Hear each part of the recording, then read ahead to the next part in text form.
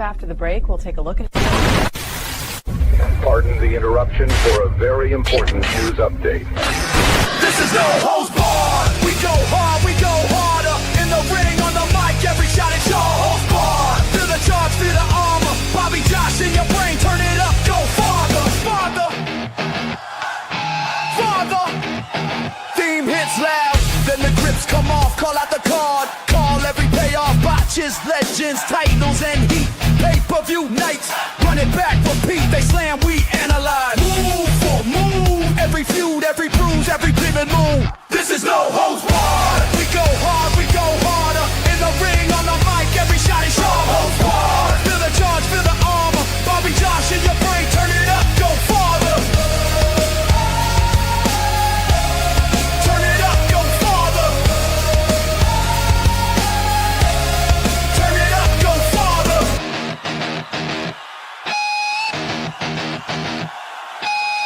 No script, just true.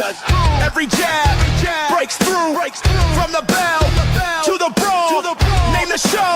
We want it all. 1, 2, 3. This is no holds barred. We go hard, we go harder. In the ring, on the mic, every shot is no holds barred. Feel the charge, feel the armor. Bobby Josh in your brain, turn it up, go farther. Turn it up, go farther. Turn it up, go farther.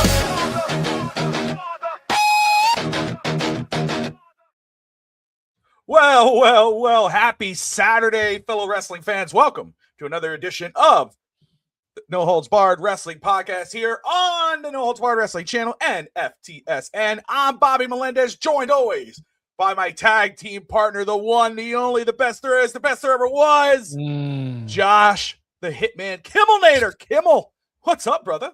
Man, this is Bret Hart era, so I guess I'll take it, man. We just watched WrestleMania 10. We've watched 10 now, Bobby, and I'm not fatigued.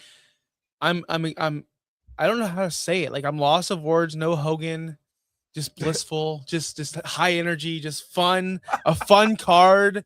It was so much fun. There was only one match I did not like. So we'll talk about it, Bobby. But yeah, just let everyone know, no Dynamite rundown this week. I slacked off, but we'll get to it this Thursday. So we have a lot of things going on the channel, Bobby. We have Real Talk Wrestling. We have your Nitro reviews. We have my Dynamite rundown, and we have our WrestleMania rewind every single Saturday. And I'm pumped for this channel, dude. I am pumped.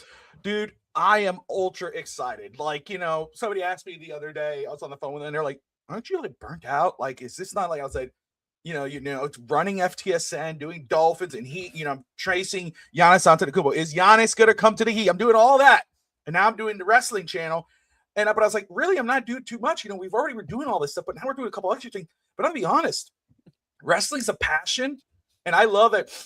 Going back and watching Nitro, we're doing a Nitro Rewind series on the channel, and watching episode 1, 3 matches, 45 minutes, Flair and Surfer Sting going at it. That was cool. Flying Brian and Liger. And then you had Big Bubba taking on Hogan for the title. Big main event. Not really, but still Luger showing up. Very cool. A lot of cool stuff. And I'm going to tell you how hyped I am for this channel. I actually watched some of Dynamite the other night.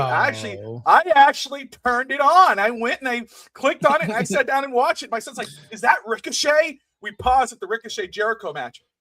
So that's how excited I am for this channel and what we have in store for you. I cannot wait for Dynamite Rundown. I'm excited about getting to episode 2 of Nitro. We have Sabu taking on Alex Wright in the first contest of that match.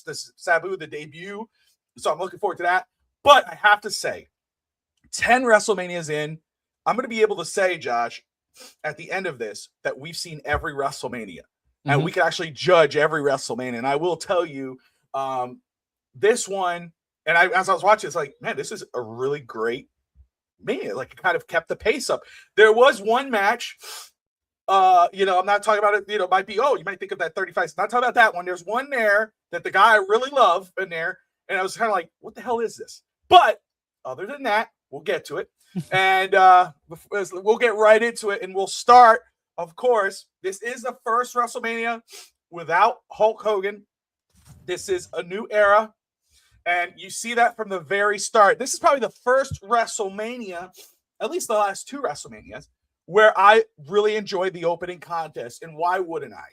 You start off with Owen Hart taking on his brother Bret Hart in a sibling rivalry. Good story. You could feel the emotion of it. 20 minutes this match went.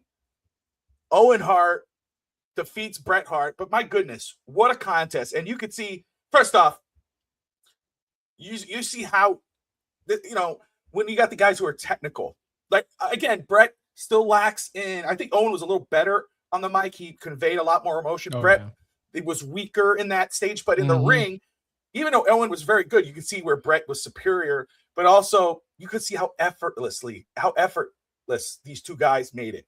I mean, when you watch these big guys, they can't do those type of moves without hurting each other. These guys, it's like melted butter. I mean, it makes it easy. I was showing my son, I go, do you see how they do that? Go back and look at this. This move, if you really did this to somebody, you're going to hurt somebody. Right? Yeah. But you could tell where he puts all the weight on one knee, but it's just like, it's so easy. The Bret Hart era made WCW number one. Fair enough, right? We'll talk about towards the end.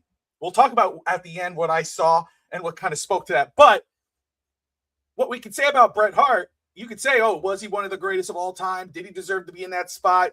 He got the spot. Did it matter? We'll get to that later. That'll be a conversation for another day. I don't disagree, really, but you saw how good he was in this contest. And this was the first WrestleMania. It was like, it starts off with a bang. It set the tone for the rest of the show. What did you think of Owen Hart taking on Bret Hart and getting the victory over his brother? Yeah, this was the best match on the card. It was the best match by far. I'm not saying it went down from here, but it did because this was the best match on the card. I love the end. This told a listen, all you sickos out here. This is the definition of how you tell a story in the ring. A story in the ring. Owen Hart and Bret, they wanted to wrestle to see who was better. Or at least Owen did, and Bret didn't want to do it. Then we saw the video package. We actually covered that pay-per-view, I believe, where Owen turned on Bret when they lost the tag team championship match. But they showed the whole story of why they're fighting, and it's a wrestling match. Who was better? Who is better?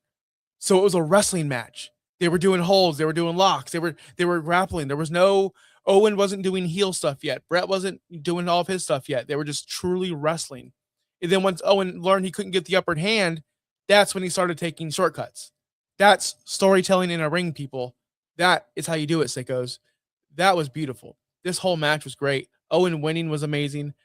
Owen, man, I know it's said a lot, but if that didn't happen, where we lost him too early, he'd still be here today, and we'd be talking about other matches that he had with other people, and it's just unfortunate. But this match alone was my favorite on the card. It might be a top 3 WrestleMania match up to date.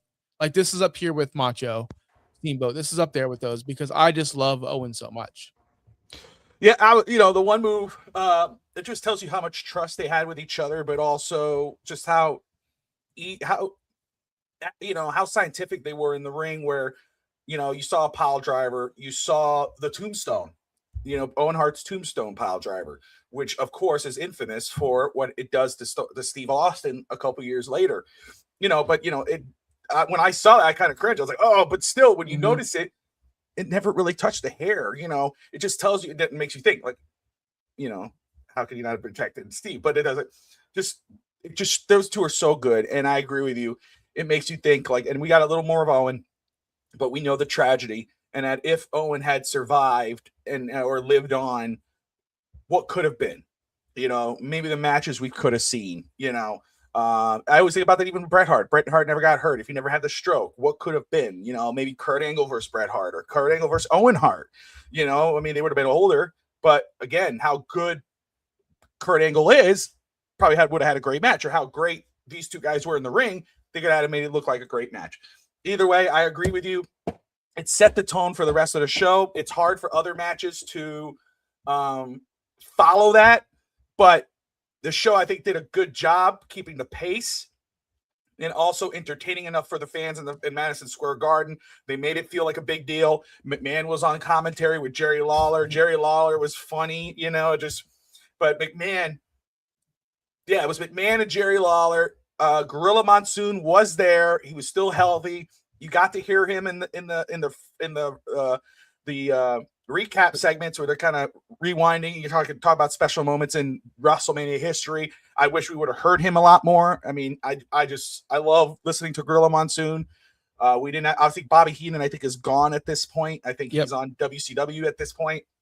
So, and we're getting closer to that WCW Monday Night War at this point. However, WrestleMania 10 follows up after a great start with Bam Bam Bigelow versus Luna Vachon versus taking on Doink the Clown and Dink the Clown in a mixed tag match. Okay, I just talked about how none of these matches were, it was a fun WrestleMania, but this one I was kind of like, you have Bam Bam Bigelow on the card. You have Bam Bam Bigelow, and you can't put him in a decent. Now he does, we know, down the line, but what a stupid match. And again, Doink the Clown. I always looked at him as kind of as a silly ass gimmick. Mm-hmm. WrestleMania 9 did a great job selling him to me. Like I played with him in 2K. I put him on my Survivor Series team. My son's like, "This is a dude. Why pick Doink?" I was like, "You wait and see." And I was kicking ass with him. He was fun. This was not a good use of him at all. I thought that this is when you make the gimmick kind of silly, Not too much to talk about this. If I think Owen Hart, which it was a 5-star, if you want to put a Dave Meltzer rating on here, 5-star to start the show, 1.5 for match 2. Yeah, it's just if you want to do Bam Bam versus Doink, that could have worked. Absolutely, 100%. I agree with that. But you add the Dink and you add Luna, it becomes a disaster. And this was a complete disaster. It looked like I rewound this. The very end where Bam Bam does the finish, he didn't even care. A stone cold face look on it. Like he's like, this is ridiculous. Like I could just see the body motion or the body language of Bam Bam Bigelow during this match. But instead of talking about this match, I halfway through this WrestleMania, I got so fed up with Jerry the King Lawler and Vince. I hate they're the worst. They are by far the worst commentary I've ever heard. Well, Excalibur and Tony Schiavone are the worst of all time, but it's bad. But this was bad for WrestleMania, and there might be a new segment of next week called Jerry said this. Jerry said what? Dude, he was saying the worst stuff you could I know that's his gimmick. I know that's what, but man, what? I'm sorry. It sucked. It was so bad. But just like this match. But the next match, I can't even say it was even better. No. This is the one that I will say, because again, you would think Bam Bam is, but again, when you have that Dink and Luna, you kind of expect that. So there was no real expectation, but I was kind of like, oh, okay. And it lived up to that expectation. There was a match later on, which was very fast, 35 seconds. But again, that I understood it, so it didn't bother me too much. But we'll get to that. But when I see one of the greatest of all time, who, in your opinion, right there, maybe 1-2 greatest match of all time with Ric Flair just a couple years back, or maybe last year, the last WrestleMania, the Macho Man Randy Savage taking on Crush with Mr. Fuji in a Falls Count Anywhere match. I'm going to be very honest. I was so confused. This match sucked. By this match. You have 60 seconds to get back in the ring. Was it an Iron Man match? Was it whoever gets the most falls? So basically, you pin him. You got to run back to the ring and hope he doesn't come back in 60 seconds. So not only does 3 seconds not count, you got to hope 60 seconds it can hold him down. It was confusing. It was a waste of Randy Savage's time. You could have put him against Bam Bam Bigelow. You could have put him against any one of these guys. You could have maybe put him in a match with Yokozuna or Lex Luger, or maybe Yokozuna and Macho, and put Bret and Luger at the main event, or Bret and Owen in the main event. But you put him against Crush, who, again, I know how much he's beloved with Mark Undertaker, and he was a part of that group, and he has the size. But my gosh, there's 2 WrestleManias in a row where I'm like, get this guy off my screen. I don't get it. This was a waste of time. This was 9 minutes of my life I would never get back with my kids and my wife. I am sad. I'm gonna be regretting this for the rest of my life. No, I hated it. I hated it. It sucked because I love the Macho Man, but I hated this match for him. So it started off like, oh, Falls Count Anywhere. Okay. Yes. This is cool in 1994. All right. And then this dude smashes Randy Savage. Right away, immediately, the match starts immediately because Savage jumps Crush. Crush picks Savage up. Well, they brawl a little bit. Picks him up, drops his neck on the barricade, pins him 1, 2, 3. I'm like, 30-second match. All right. They're just squashing Randy on the way out. They're putting Randy Savage is putting this guy over on his way out. And then Crush runs to the ring. I'm like, wait, he just won. He just won the match. Falls Count Anywhere. He's got 60 seconds to get. Yep. The match just started. He's fresh. I've seen Macho Man get way worse beatdowns in 30 seconds, and he struggles to get there in 60 seconds. And then to make things even worse, at the very end, Macho does his signature elbow drop. He's not pinning him. He's too busy trying to get him out of the ring to make the pinfall outside of the ring just to get back. Whoever came up with this idea, I hope we don't run into it again. Was it like you said, was it a Iron Man match? Was it a Falls Count Anywhere match? Was it a Last Man Standing match? What was this match? What was it? It was a disaster and a waste of Macho Man's last match on WWE television. So it is what it is. 100%. Moving on, we get a women's championship match. Alundra Blaze taking on Leilani Kai. What did you think of this one? All I could think about is King's disgusting commentary during this match. He was horrible. During this match. But I don't know who this Leilani Kai is, but this match was it was something. I don't know. Like, it was something. I don't know what to say, Buffy. I don't know what to say. Well, it's a women's match. 3 minutes. It was only 3 minutes. I'll tell you, there were Alundra Blaze. She did, I'm trying to remember the exact, but there was one move that she did that I thought was impressive for that time. And women's wrestling does not get any better as the years go on. It becomes, obviously, with Jerry the King Lawler on commentary and where WWF goes at this point, not too far away from this point, we know what we're getting into. It's not what today is. Women's wrestling today is on a whole other level, right? Rhea, Charlotte, Io, Mercedes, Tony, there's so many great, like, you could sit there and watch a women's match and come out going, this was amazing. As a wrestling fan, I love to have seen this. Back then, women's matches were, when it gets to eventually is how fast, this is a sex appeal.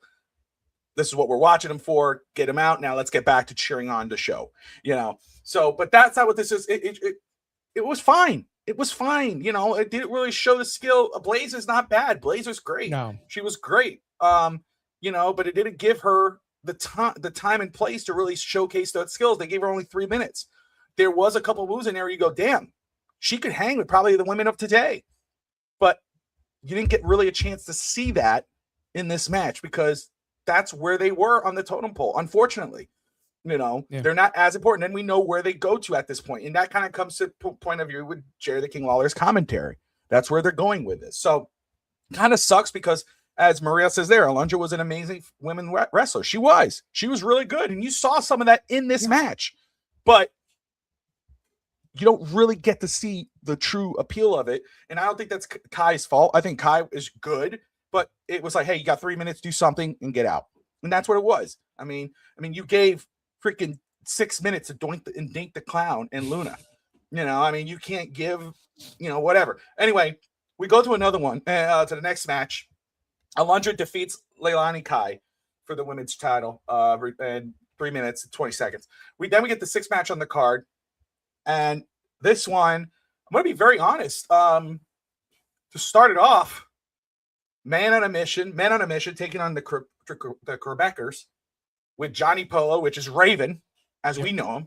Which is funny, is that's my brother-in-law's name is Johnny Polo. So I think that's hilarious. Johnny Polo, I'm like, that motherfucker. Oh, no, that's not the wrong one. I was like, but it's really funny. But anyway, I didn't think this one was bad. I thought this was fun. This was a fun match. I really got into Men on a Mission. They were fun. I liked their entrance. I was like, we know Mabel as Facera, right? So it was really cool to see these guys, and I didn't hate it. I didn't hate this. This was fun, Josh. Again, not a lot of this, not a lot of those kind of disqualification countouts, random things. I made a sandwich during this stupid match.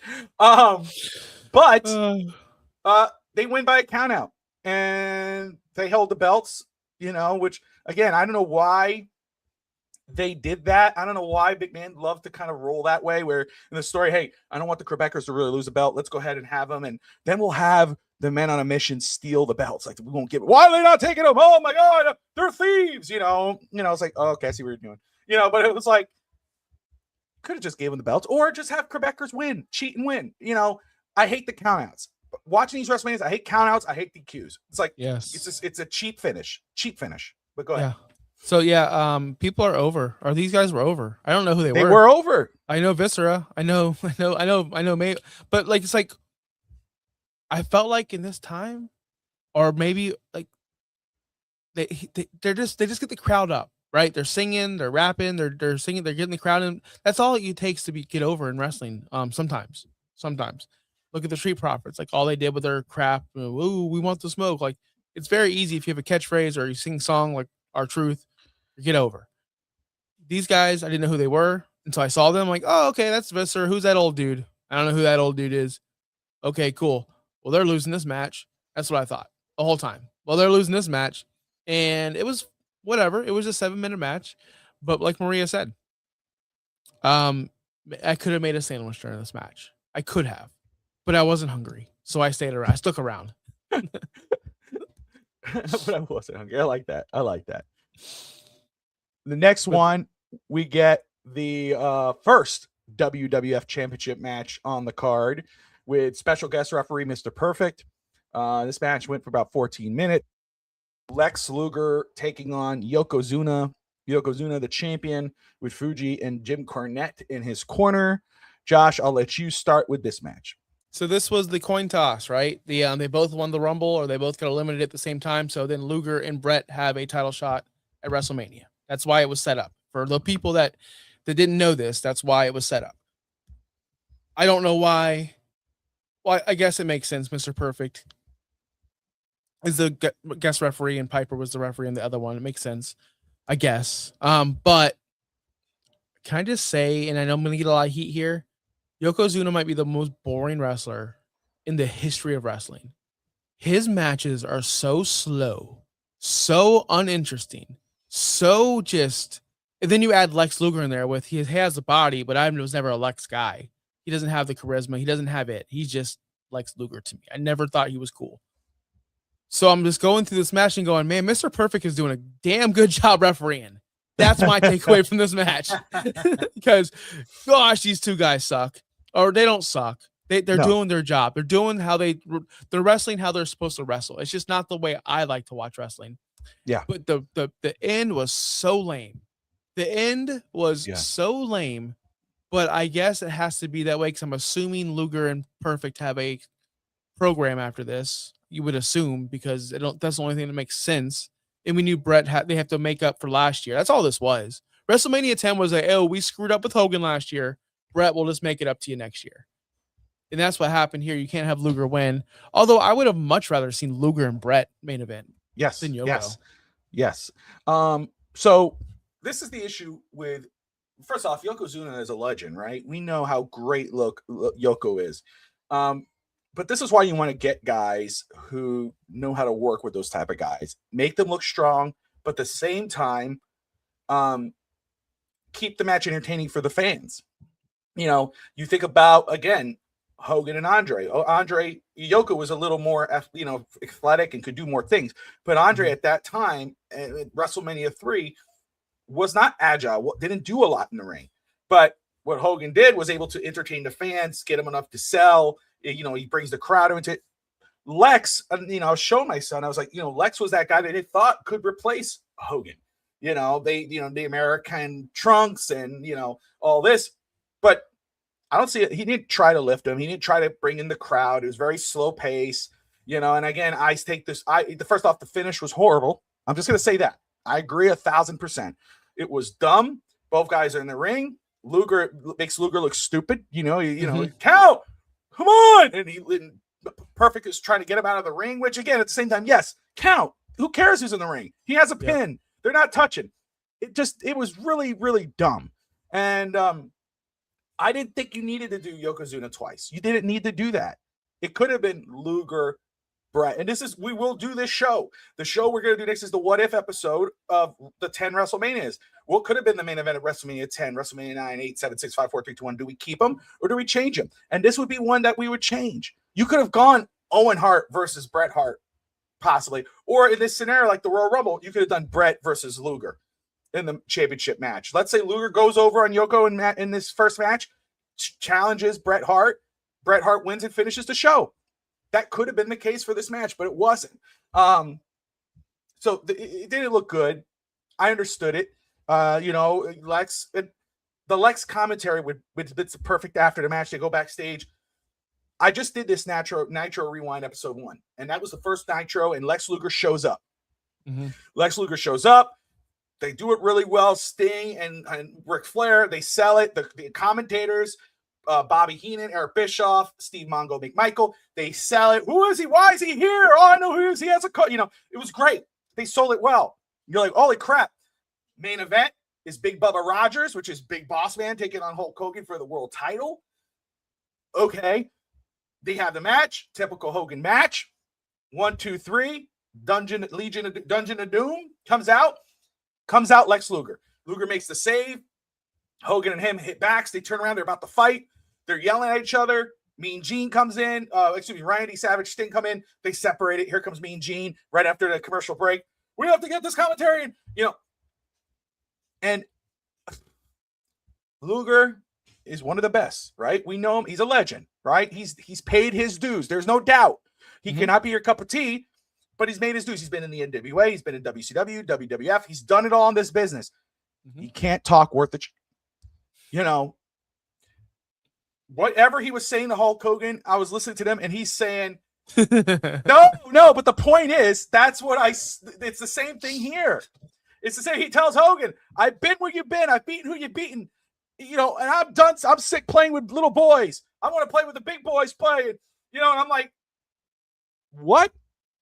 It's just a whole bunch of randomness. And after this match, I saw that, and I'm kind of like, it gave me a different perspective of Lex Luger at the top. So, they should have had maybe somebody speaking for him, speak on his behalf. He could say a couple words, but have someone else do the talking for him. He's better as a heel as he is as a babyface. Because as a heel, you can make up for not talking so damn good. As a babyface, you're trying to find the words. Didn't work. So it was okay.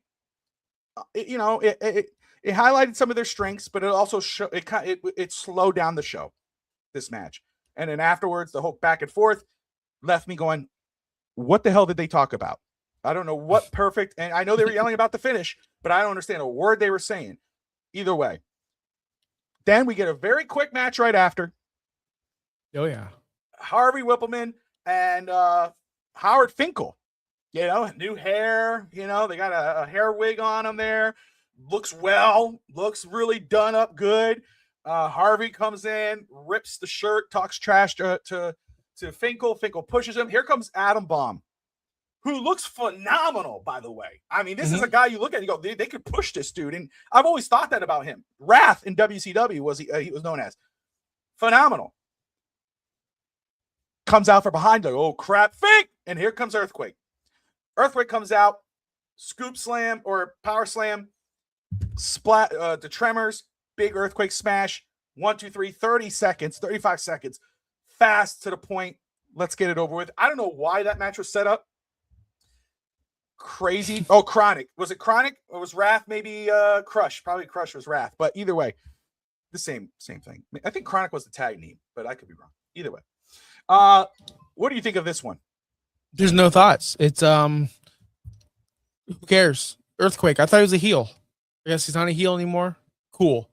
I thought it was Wrath too. I'm like, oh look, Wrath. I saw Wrath. That's my takeaway. Oh look, it's Wrath.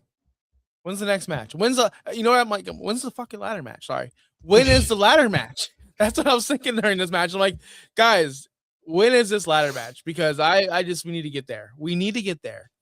And we got there. We got it. And I know that Maria and people in the chat already said this was the best match of the night. And I have no arguments. I'm not going to argue with you to say, no, you're wrong. Because you're right. It's like, oh, I like Jennifer Aniston. I like Courtney Cox. It doesn't matter. They're both gorgeous. Both of these matches were amazing. Both. Owen and Bret and this one. These were the two highlights of the card. This one, if you like the ladder portion of it, I do like it. I liked how they used one ladder. I've already seen this match multiple times, but I watched it again anyway.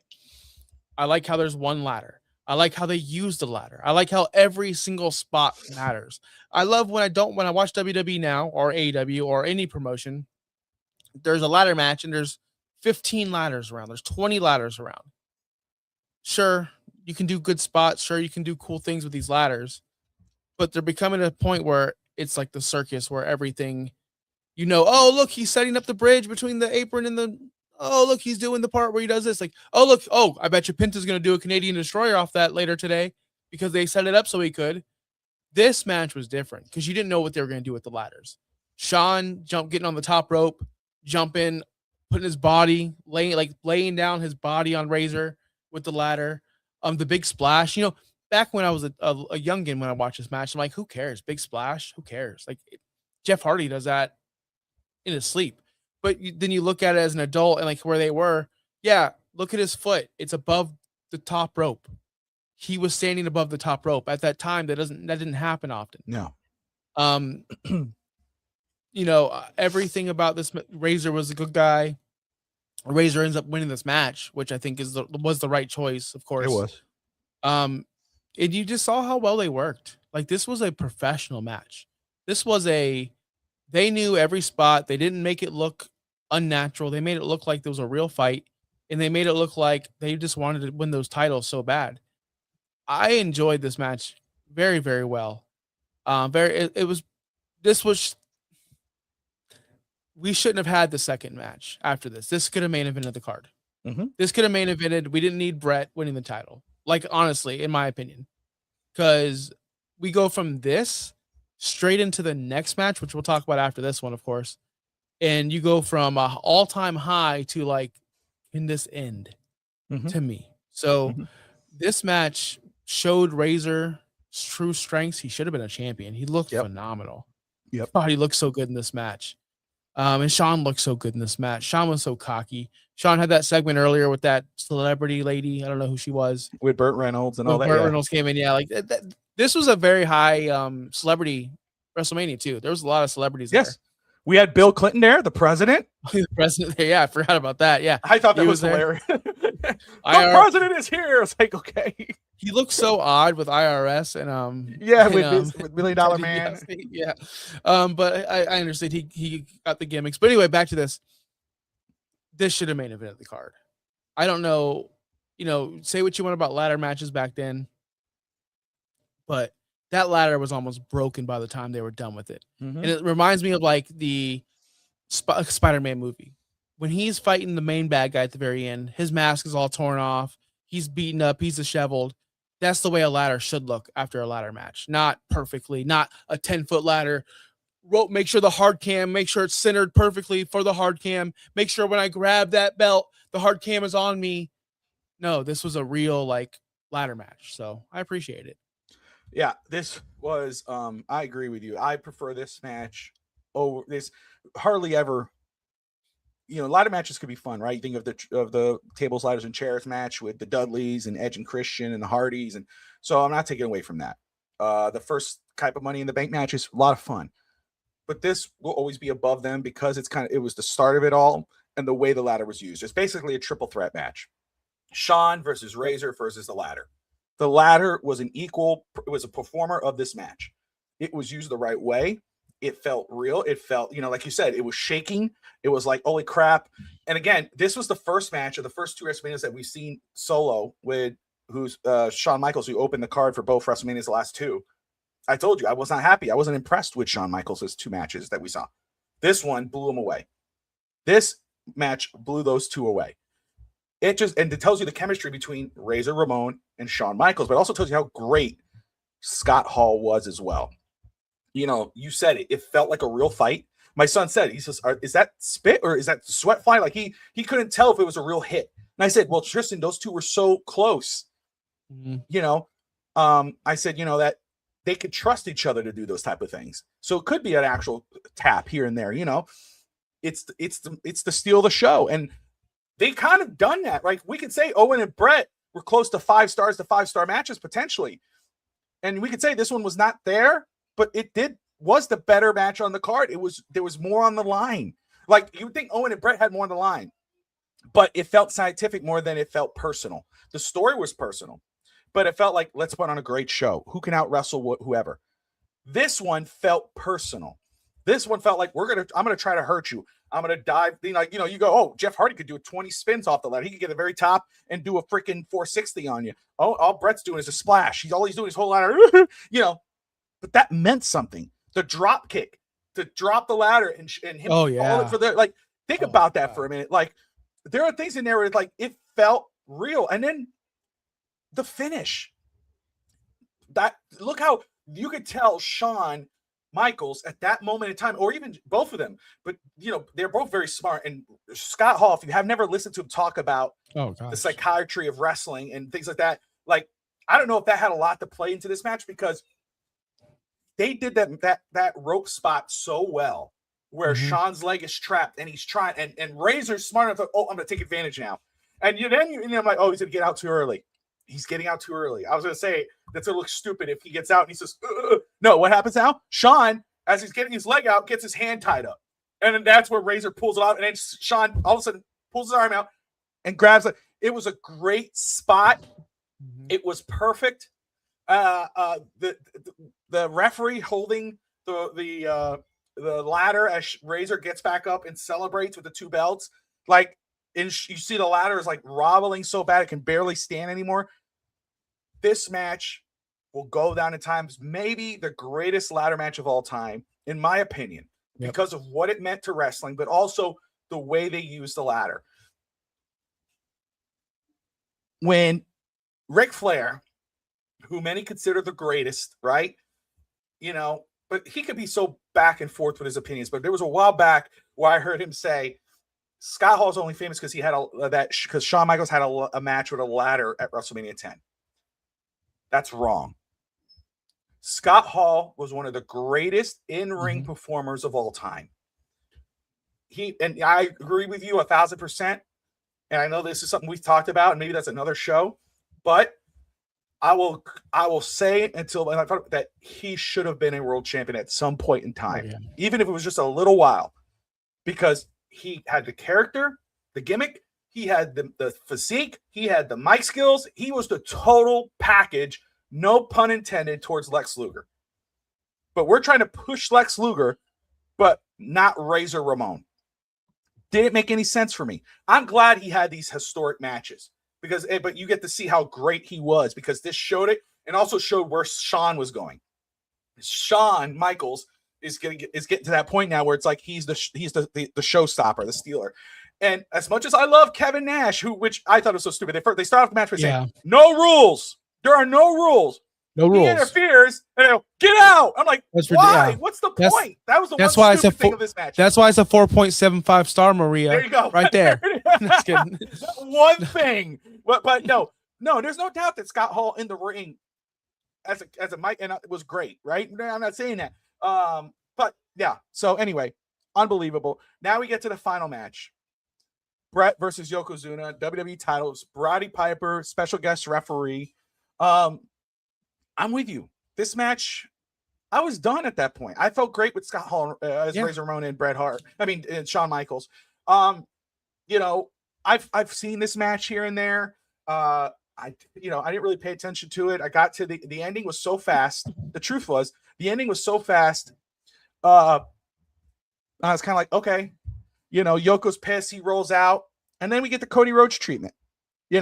Everybody's coming in the ring. They're celebrating Bret Hart. He has his belt. They made up for WrestleMania 9, which should have been the finish of WrestleMania 9. Lex Luger should have been Hulk Hogan coming in and shaking his hand and holding it up. And you got that little passing of the torch, and you would have been better off. but McMahon had to go to Hogan, and now you have this where Luger comes in, and what's going to happen here? And and everybody's coming to Hogan, and they give all the love and everything for Bret Hart. Great moment. Owen comes out. Owen's kind of staring him down, and you got McMahon in the ring. You got Gorilla Monsoon, who looks great. Because I know eventually he gets sick, and so I was like, oh, maybe he's not on, because he said no, he looks like Gorilla. But you have all the baby faces come out. Razor puts him on his shoulder. Piper's there. Cool ending. It's the Cody Rhodes treatment, But as Maria says, we kind of know how this story ends. But still, good ending. Not a great match. Yeah, I agree with everything. I don't need to see Yokozuna wrestle twice in one night. I would like to see Bret Hart wrestle twice in one night, not Yokozuna. The match, the finish was Yoko just slipped off the top, right? Top ropes, fell backwards. Bret wins, 1, 2, 3. Again, we could have had Bret and now I'm not saying Bret and Luger would have been better. I'm not saying it would have been better, but I'm saying it would have been something different. We saw this last year. We saw this literally WrestleMania 9. It closed the show 2 years in a row. But hey, that's a WWE thing. That's what they do. They get their stars. They ride their stars until they're not stars anymore, and they try to find a new one. And they tried to find Bret Hart as a star. And as much as people like Maria and yourself, probably Bobby, I'm not putting words in your mouth. Yeah, he was the guy. And yeah, WCW does take over. But was it Bret's fault? Was it Bret's fault? I don't know. Well, I think Maria's point there at the end there was saying this type of booking Bret Hart. Of course. Yeah, I mean, again, but that's why if you go back, like right there, he could work with anybody. But you have him work with a 500-pound guy, it doesn't look as good. Luger versus Bret would have been better because Luger's not great in the ring like a Bret Hart, but Bret could have made him look really good. It probably would have put on a good match. I agree with that, Maria. And again, we see it later on, right? Shawn Michaels for Bret Hart. Those two are wrestling soulmates. As much as they hate each other and they didn't like each other, those two could put on an unbelievable show. I do believe Bret Hart didn't have the charisma, right? Or the, let me tell you something, he wasn't like that. But his in-ring skills, his look was great to me. I know he says I didn't have the look and blah, blah. No, you did. You didn't have to be jacked, the black and pink, the hair, like you had the look. Fans wanted to be you. That's the thing. Do kids want to buy your merchandise? Yes. Do guys want to be you? Yes. Can you put on a great match? Yes. So he had everything. Now the mic skills weren't great, but the booking was not great either. Bret should not have been in that match. They should have done Luger versus Bret, or they should have said, okay, Owen and Bret, you end the show. Let's make it personal. And it would have been better off. But they say, let's put Yoko twice. And I love Yoko, right? Whatever. But you don't do that twice. It drowns the show, and you're misusing Bret Hart, So hopefully we know what comes later on down the line, but we also know what works. And Lex Luger and Bret Hart would have worked better than Yoko and Bret, but it is what it is. Josh, I know this is what everybody's waiting for. I actually put it in the header today. WrestleMania 10, where does it rank amongst the 10 WrestleManias that we've seen so far, in your opinion? So as much as I don't want to do that, no, I'm going to do it. It's number 3. It's in the top 3. I can't rate. Yeah, exactly. It's up there. It's up there. The highest it could possibly go. I have 8 and 5 above them. 8 is still number 1 in my eyes. 5 is number 2. But the reason why I put it so high is because I don't think anything's going to be worse than what we already saw. I think the worst is already behind us. The golden age crap, the crap with the trunks and they're doing hip tosses and it's boring and count out finishes are left and right and DQ finishes are left and right. Those days are over. We're getting into really good wrestling and really good wrestlers, really good stories, and of course bias. I know these wrestlers better than I knew the wrestlers in the past. So 10 might be the baseline now. Is 11 going to be better than 10? I don't know. I don't know one match on 11. I can't wait to watch it eventually. But next week, we're not going to watch it. Next week, we're doing a recap of all the main events and what we would have done differently. But I can't wait to get to 11, Bobby. Does anyone know? Yes, top 3, Maria. Yeah. Yeah, what's wrong with that? Yeah. It had two of the greatest matches of all time in it. If you have, how many matches were there? I'm scrolling back up in my notes. I think there was 9 matches. I believe there was 9. Yeah, there was 9 matches. And 2 of them were all-time bangers. Whether you don't think Bret Hart and Owen was a top 10 match or top whatever match, up to this point, WrestleMania 10, that's a top 5 wrestling match at WrestleMania. I think WrestleMania 10 out of the 10 was is in that top. I would say 2 and 3. I think WrestleMania 8 to me is number 1 right now. That's Macho Rick, right? And so I would say, I mean, WrestleMania 8 and then WrestleMania 10 is 1, 2, and then you say 5. I think that's fair. I will say though, this is the first, obviously without Hogan, right? The first WrestleMania without Hogan. Also, no Undertaker in this WrestleMania either. He got hurt in that. He was hurt before that, right? Yeah, he got hurt in the Yokozuna match where he became a spirit. And that's right. He goes up in the casket match. That's correct. Okay. I think that's when he was getting his first divorce behind the scenes and, got that lit out and, I will return, it's like, oh, he's not here. Okay. But either way, he comes back the next WrestleMania. But anyway, WrestleMania 11 is next, and Maria is spoiling it. She's saying it's very mid. So maybe this might be the worst WrestleMania, but we will see. It can't get worse than WrestleMania 3, guys. That's going to be the it can't get worse than that, dude. I'll never buy the hype. I'll never understand it. Anytime, I'll watch that show 100 times in a row and I'll never understand why. Steamboat, Macho, Hogan, Andre. I don't know how you could say that, but to each their own. WrestleMania 9 was the worst. I didn't like WrestleMania 9. I didn't like WrestleMania.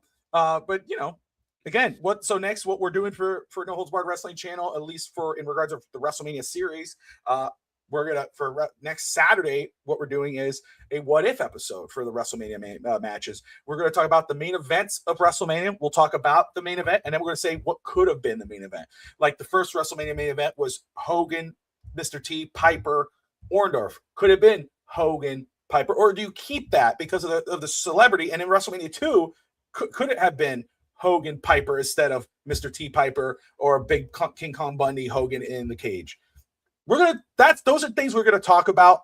I'm excited to talk about that because I said it on because I can't stand the IWC. It drives me crazy all the time. They bitch and moan. They're killing his booking. They're doing this to her. It's like, dude, can't we just sit back and enjoy the freaking show? Can't we just sit there and do that? Stop playing Booker and just be a fan. You cheer your guy when he's winning. You hope for the best when he's, after he loses, and we do. Now, saying all that, we will be playing Booker next Saturday when we talk about the WrestleManias. What should have been that card? We're going to play Armchair Booker for that match. I can't wait to hear Josh say Double or Nothing was his favorite AEW show.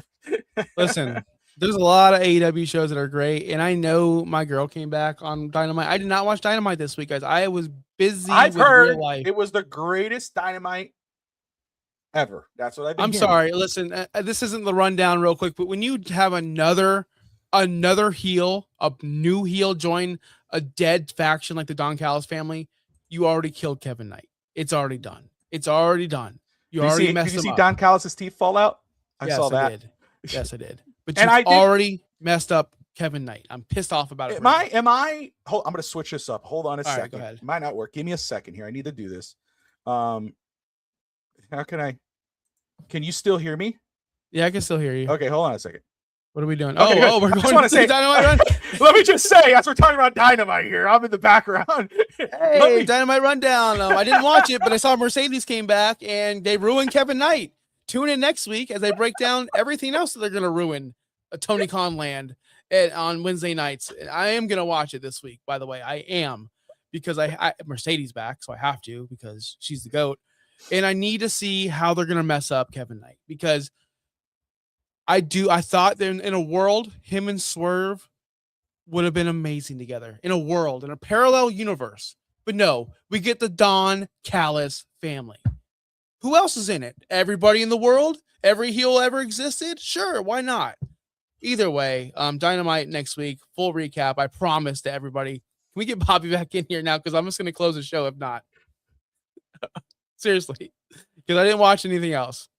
Kevin Knight, the Don Callis family, is effing stupid, Justin Toner says. Yeah, it is stupid. So just want to do that. Maybe we'll snip it and promote it on the channel. But I just want to say, am I on the wrong Dynamite? I put on Dynamite, and it was I'll just say, for maybe Maria could tell me, or Justin, there's Ricochet versus Chris Jericho. Is that the wrong one? Is that the Dynamite before? Maybe I'm off it. But either way, Kevin Knight, He's he beat up Speedball, right? He He beat up beat Darby him Allin? up. Yeah. Okay. Yeah, he's very interesting. I like this promo at the top. If I'm on the right one. That was last week. So this okay. So but I saw his promo and I was like, who is this guy? I think that's kind of cool. But either way, that was last week. Okay, so I'm a week behind, but that's okay. I started. That's what do you call? That's something, right? That's progress, brother. That's growth, baby. I mean, yeah, that's progress, right? Let's do the whole thing, right? Either way. So you got check out Dynamite Rundown with Josh Kimmel. You know what you're getting. You're going to see it on the No Holds Barred Wrestling channel. Appreciate all you guys tuning in here to our WrestleMania Rewind series. I have it's a lot of fun. Make sure you check out the Ruckus Wrestling podcast. You check out Too Raw for SmackDown with Adrian, the Rainy Day podcast. Great guys who do great stuff for professional wrestling. And of course, the No Holds Barred Wrestling channel. Thursdays, Real Talk Wrestling, Dynamite Rundown, Nitro Rewind. I will be doing Nitro episode 2. That will be on the No Holds Barred Wrestling channel. So make sure you are subscribed to that channel so you could see that show. Let me drop the link for that for the channel in the comments. So if you're watching this post show, you've got it, and you could join in on the conversation. Talk about the Nitro, and make sure you hit that notifications bell so you could watch along. You'll see Dynamite Rundown on there and other special programs. Josh and I might be bored one day. Say, hey, you want to talk about this? And we're going to go live on Nitro on the No Holds Barred Wrestling channel instead of FTSN. You might see that because we're going to have some special content on there. And we want to get you guys involved. We want to get you on there as well. We had Justin on there the other night talking about Clash in Italy, and it was great. So make sure you like and subscribe to FTSN for great sports content. You got Fantasy Now Plus. You got Vince Talk Today. You've got East 10th Street Boys. Real Talk Vince Talk, Real Talk. This is great stuff. And then, of course, the No Holds Barred Wrestling channel. And, of course, FTSN Extra. I'm Bobby Melendez. That's Josh Kimmel. Like and subscribe. Have a great Saturday, everybody. See you soon.